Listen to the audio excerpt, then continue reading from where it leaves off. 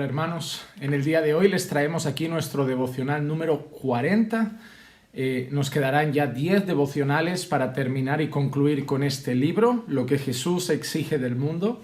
Y en este capítulo, el capítulo 40, el título es el siguiente: Lo que Dios juntó, no lo separe el hombre, porque el matrimonio refleja el pacto de Dios con nosotros. Mateo 19, 4 al 6.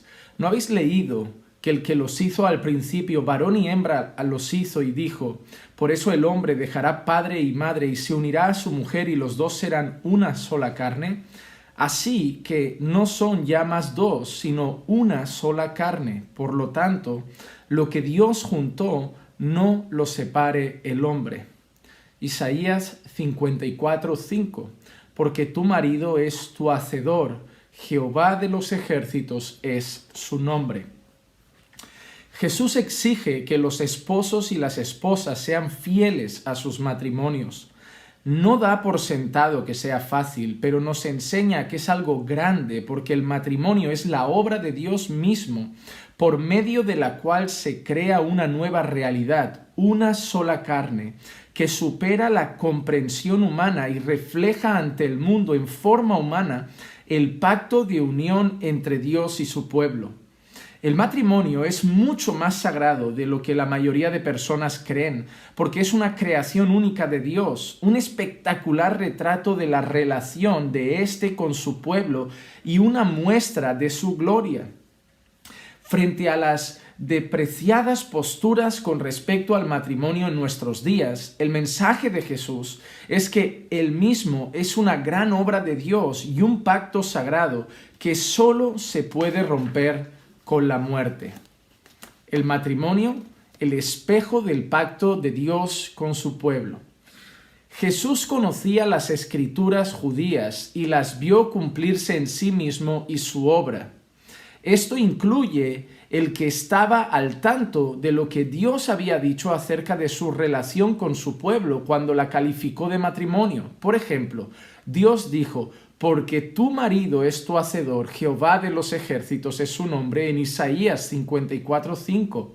Y también, en aquel tiempo, dice Jehová, me llamarás Ishi, y te desposaré conmigo para siempre, y te desposaré conmigo en justicia, juicio, benignidad y misericordia, y te desposaré conmigo en fidelidad, y conocerás a Jehová. Oseas 2:16, Oseas 2:19 y 20. Y también dice: pasé yo otra vez junto a ti y te miré, y he aquí que tu tiempo era tiempo de amores, y extendí mi manto sobre ti y cubrí tu desnudez y te di juramento y entré en un pacto contigo, dice Jehová el Señor, y fuiste mía. Ezequiel 16:8. Y también: pero como la esposa infiel abandona a su compañero, así prevaricasteis contra mí, oh casa de Israel, dice Jehová. Jeremías 3:20. Con estas escrituras como antecedente, resultaba inevitable que Jesús considerara la creación de Dios del matrimonio como un medio para representar su relación con su pueblo. Jesús leyó entonces en Génesis 2:24: por tanto, dejará el hombre a su padre y a su madre, y se unirá a su mujer, y serán una sola carne. Cuando Dios dijo lo anterior y Jesús dice explícitamente que fue Él quien lo dijo, no solamente Moisés, quien escribió Génesis, Mateo 19, 4 y 5, tenía en mente, como todas las cosas que tenía presente, que llamaría a su pueblo esposa y a sí mismo esposo. Por consiguiente, la unión entre el hombre y la mujer es excepcionalmente una creación de Dios con vistas a demostrar la relación entre Él mismo y su pueblo. Dios crea la unión de cada matrimonio para su gloria. Jesús es explícito con respecto al matrimonio como creación de Dios. No nos deja para que lo deduzcamos de las Escrituras y no limita la creación al primer matrimonio entre Adán y Eva. Dice: por tanto, lo que Dios juntó, no lo separe el hombre, en Mateo 19:6. Dios, no el hombre, es el creador decisivo de la unión matrimonial. Y la cuestión es que Dios junta cada matrimonio de esa manera porque nos dice que no nos separemos, y el único matrimonio que podemos separar de manera decisiva es aquel en el que estamos. Esta unión en particular, y no solo la ordenanza general de la unión conyugal ni el primer matrimonio, es entonces obra de Dios. Él ha actuado en la unión del esposo con su esposa. Ambos se convirtieron en una sola carne por obra de Dios, no solo por elección de ellos mismos. Y como unión creada por Dios en una sola carne, este hombre y esta mujer forman parte de un pacto análogo, el pacto de Dios con Israel. Su matrimonio refleja la relación de Dios con su pueblo. Por medio de la unión matrimonial, Dios llena la tierra, en su mayoría de forma involuntaria, de testigos de la relación entre Él y su pueblo con el que hizo el pacto. Esta es una de las razones principales por las que divorciarse y volverse a casar es tan grave. Es mentir acerca de la relación con Dios y su pueblo. Él nunca se divorció de su esposa ni se casó con otra. Hubo separaciones y mucho dolor, pero siempre la aceptó de vuelta. El profeta Oseas constituye un testimonio del amor radical de Dios por su díscola esposa. Él nunca abandona a su esposa y cuando se ve obligado a alejarla por idolatría adúltera, vuelve a ella en su momento. Eso es lo que el matrimonio tiene que reflejar, el compromiso invencible y de gracia de Dios con el pueblo con el cual hizo el pacto, su esposa. Es de esa manera en que la unión conyugal está destinada a glorificar a Dios. En Jeremías 13:11, él dice: como el cinto se junta a los lomos del hombre, así hice juntar a mí toda la casa de Israel y toda la casa de Judá, dice Jehová, para que me fuesen por pueblo y por fama, por alabanza y por honra. Dios, por propia voluntad, escogió y se casó con Israel para que mostrara su gloria. Por consiguiente, el matrimonio es una obra de su creación, la representación de su pacto de amor y la manifestación de su gloria. ¿Y el permiso de divorciarse de Moisés? Esto da sentido a la razón por la que la exigencia de Jesús de fidelidad matrimonial asombra a los fariseos. Apenas podían creer que iba a exigirles tanto. Tenían que aparecerse con una pregunta. ¿Es lícito al hombre repudiar a su mujer por cualquier causa? Mateo 19:3.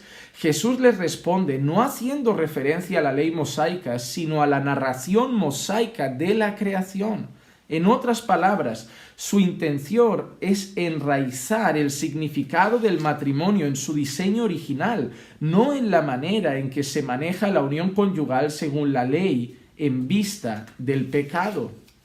Jesús dice: ¿no habéis leído que el que los hizo al principio, varón y hembra los hizo? Y dijo: por esto el hombre dejará padre y madre y se unirá a su mujer y los dos serán una sola carne. Así que ya no son más dos, sino una sola carne. Por tanto, lo que Dios juntó, no lo separe el hombre. Mateo 19, 4-6. La respuesta a la pregunta entonces es: Dios hizo el matrimonio para que durara. No lo considere, pues, como algo que puede romperse. Los fariseos creyeron entonces que tenían a Jesús atrapado. Al parecer, acababa de contradecir la ley de Moisés. Le preguntaron entonces: ¿por qué pues mandó Moisés dar carta de divorcio y repudiarla? Mateo 19:7. En otras palabras, escucharon correctamente la respuesta de Jesús, la insinuación de que uno nunca debe romper el pacto matrimonial, pero eso no fue la manera en que comprendieron a Moisés. Por eso le preguntaron: ¿por qué Moisés había hecho previsiones para el divorcio si según usted el pacto no se puede romper? Jesús respondió: por la dureza de vuestro corazón Moisés os permitió repudiar a vuestras mujeres. Mateo 19:8. Jesús asume entonces la misma postura que Moisés con respecto a la creación y dice que al igual que al inicio, el pacto matrimonial no estaba destinado a romperse y por tanto, en el reino que él traería en la tierra, dicha intención original sería redescubierta y reafirmada. En otras palabras, Jesús aumenta la exigencia a sus discípulos por encima de lo que Moisés permitió. Lo plantea de la siguiente manera: y yo os digo que cualquiera que repudia a su mujer salvo por causa de fornicación y se casa con otra, adultera. Mateo 19:9. Los estragos del divorcio. Nos encontramos ahora en un punto en el que tenemos que lidiar con la siguiente pregunta. ¿Jesús hizo alguna previsión para que sus discípulos pudieran divorciarse y volverse a casar?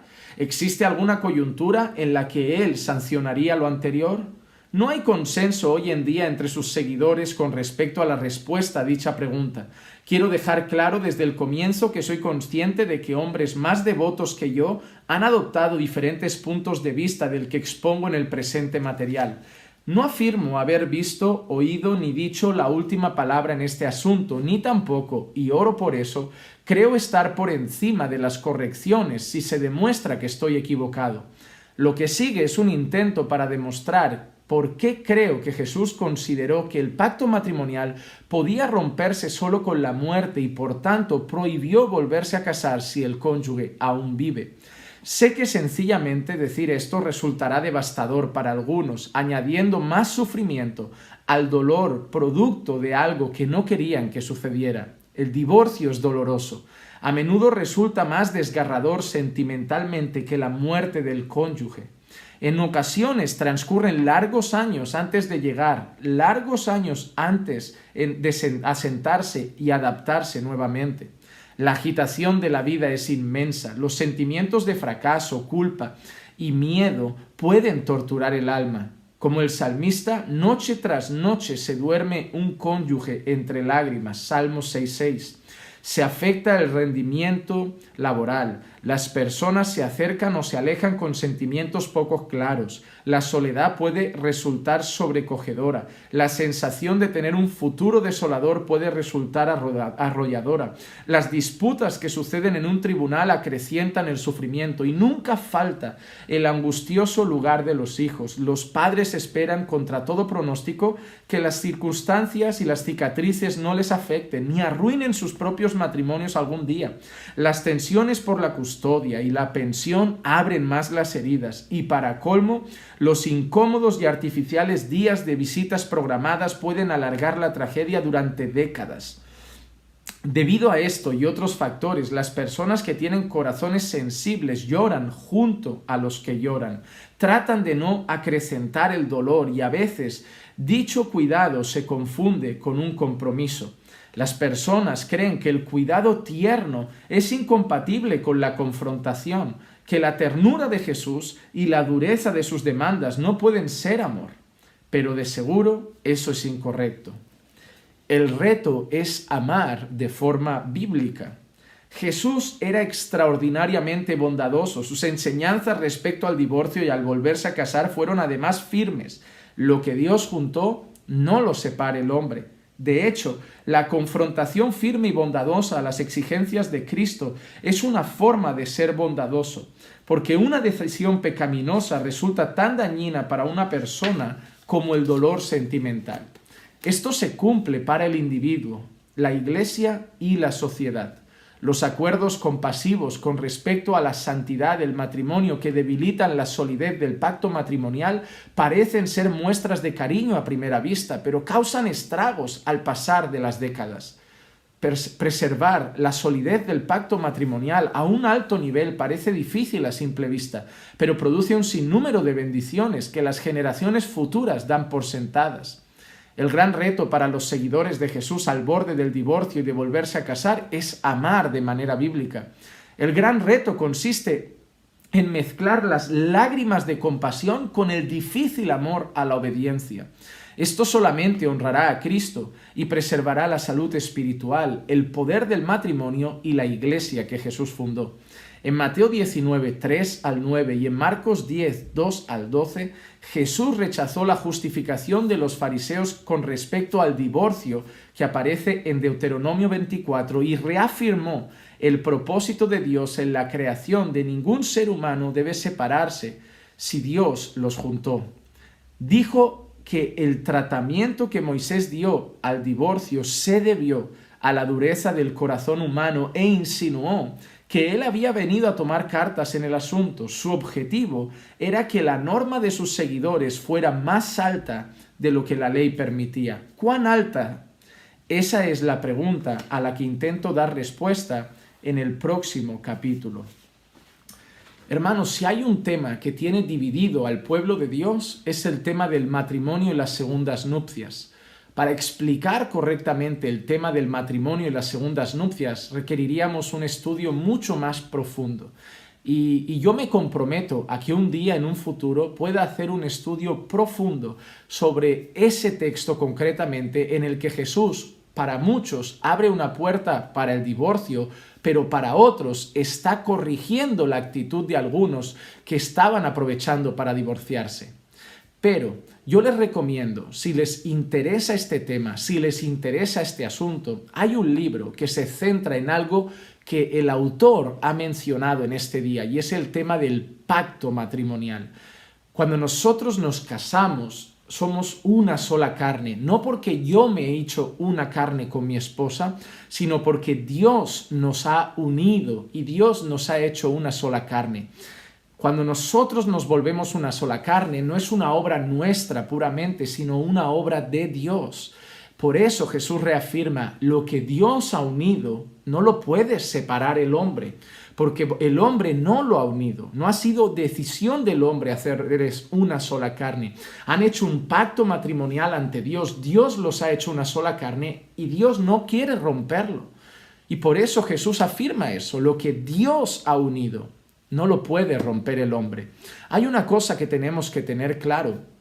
La Biblia entera, hemos visto varias citaciones del Antiguo Testamento, pero también nosotros vemos el Nuevo Testamento afirmar eso. Cuando leemos a Pablo a la carta a los Efesios, podemos ver como el apóstol Pablo, hablando del matrimonio, cuando dice que el hombre es cabeza de la mujer, que la mujer debe someterse al marido, que el marido debe amar a su esposa como Cristo amó a la iglesia, y da todas esas instrucciones, el apóstol Pablo afirma: pero yo hablo de Cristo y la iglesia. Es decir, cuando Pablo está hablando a los efesios del matrimonio, Pablo les deja claro que el matrimonio, así como lo veíamos en el antiguo pacto, en el nuevo pacto sigue siendo la imagen de la relación de Dios con su pueblo. En este caso, Pablo muestra la relación de Jesús con la iglesia, de Dios con su pueblo.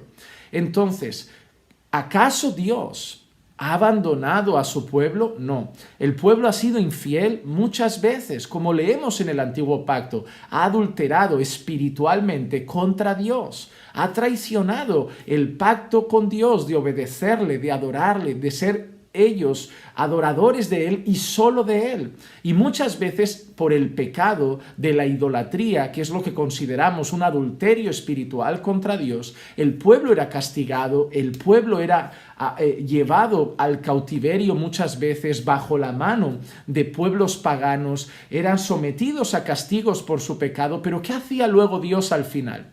Volvía a restaurar a su pueblo, volvía a restaurar la relación de Dios y su pueblo. Si el matrimonio refleja la relación de Dios con el pueblo, el matrimonio debe estar lleno de restauración, de compromiso, y a pesar de que sí es doloroso, porque a lo largo de los años nos fallamos y a veces nos fallamos de maneras muy graves, el corazón, así como el corazón de Dios siempre tiende a perdonar a su pueblo y restaurar su relación, siempre debe buscar hacer eso. Yo sé que cuando hablamos de esto, por la cabeza de muchos de ustedes estarán pasando historias terribles. Ya, pero es que mi marido me hacía esto, es que mi mujer me hacía esto. Y yo no vengo aquí a tratar cada caso ni a volverme el juez de cada uno de los casos, pero les pido una cosa. Cuando algo es difícil de entender, y este es un tema que es realmente complejo, ¿por qué digo que es complejo? Porque si fuera tan fácil, no habría tantas opiniones divididas. Como sabemos, el pueblo cristiano está dividido en dos posturas, básicamente.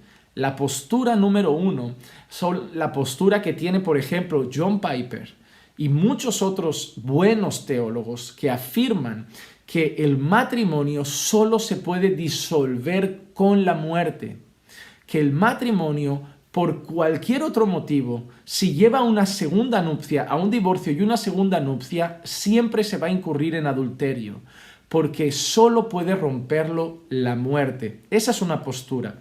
Una persona solo se puede volver a casar si el cónyuge muere, porque solo la muerte puede romper esa unión que Dios ha hecho. La segunda postura, que también sostienen muy buenos teólogos, es la postura de que las personas se podrían llegar a casar otra vez en caso de adulterio y repudio, en caso de adulterio y abandono. Pero esa postura también hay que tratarla con mucho cuidado, porque hoy se ha enseñado de una manera muy ligera. Y yo les digo, por ejemplo, pero la Biblia dice que en caso de adulterio el hombre se puede separar y casarse otra vez. Pero ahora yo te pregunto, cuando Jesús dice que el hombre mira a una mujer y la codicia, ¿qué ha hecho? Adulteró con ella.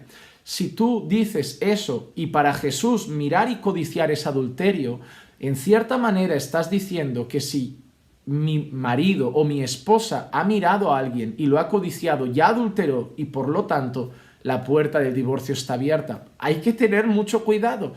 Con esto lo que quiero decirles es que hay que tener mucho cuidado porque no estamos tratando con abrir un negocio, no estamos tratando con abrir una empresa, no estamos tratando con un proyecto personal, estamos hablando de algo sagrado, el matrimonio, un pacto delante de Dios. Entonces, les recomiendo un libro. A mí me abrió mucho los ojos, lo reconozco. Este es un tema que no les digo por meses, le digo por años he estado estudiando a fondo las diferentes posturas, porque para mí es algo muy serio. Y como les digo, pronto espero poder tener un estudio a fondo sobre los textos que normalmente dividen al pueblo y cómo creo que deberían interpretarse a la luz de la palabra y de su contexto. Pero yo les recomiendo leer El Pacto Matrimonial, el libro Pacto Matrimonial de John Piper. ¿Por qué? Porque es importante, por lo menos desde un punto de partida, entender lo que es el matrimonio.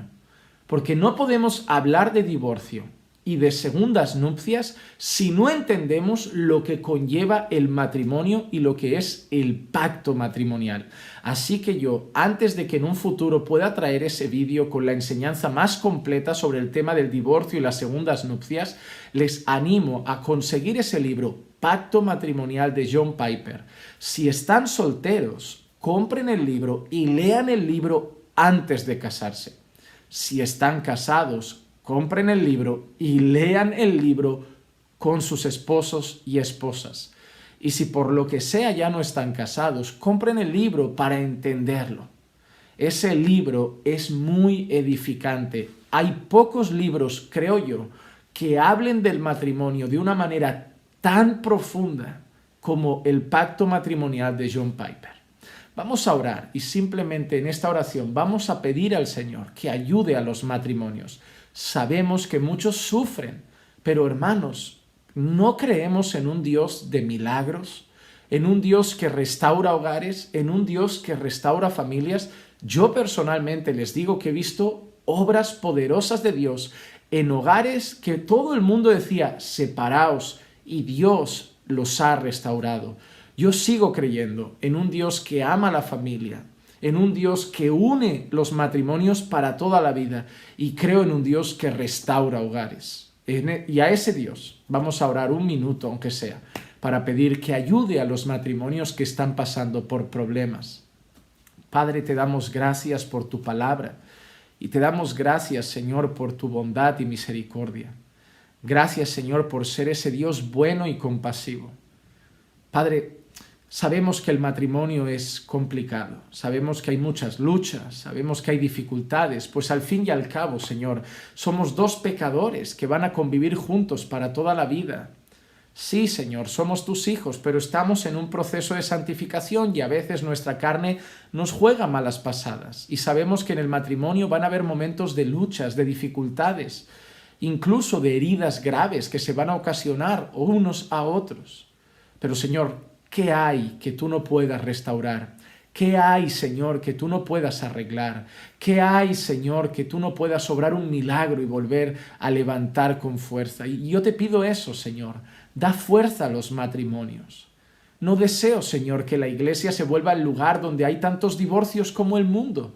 El mundo ya está rompiendo matrimonios cada día, el mundo cada día está promoviendo más el divorcio y ya ni siquiera se cree en el matrimonio, Señor, y está llegando a la iglesia, donde cada día encontramos más y más casos de segundas nupcias, terceras nupcias, Señor. Y la iglesia, que era un lugar, Señor, donde se honraba el pacto del matrimonio, se está volviendo un lugar donde casi todo el mundo, Señor, llega con familias rotas, donde no se está defendiendo el pacto matrimonial, donde no se está defendiendo el matrimonio.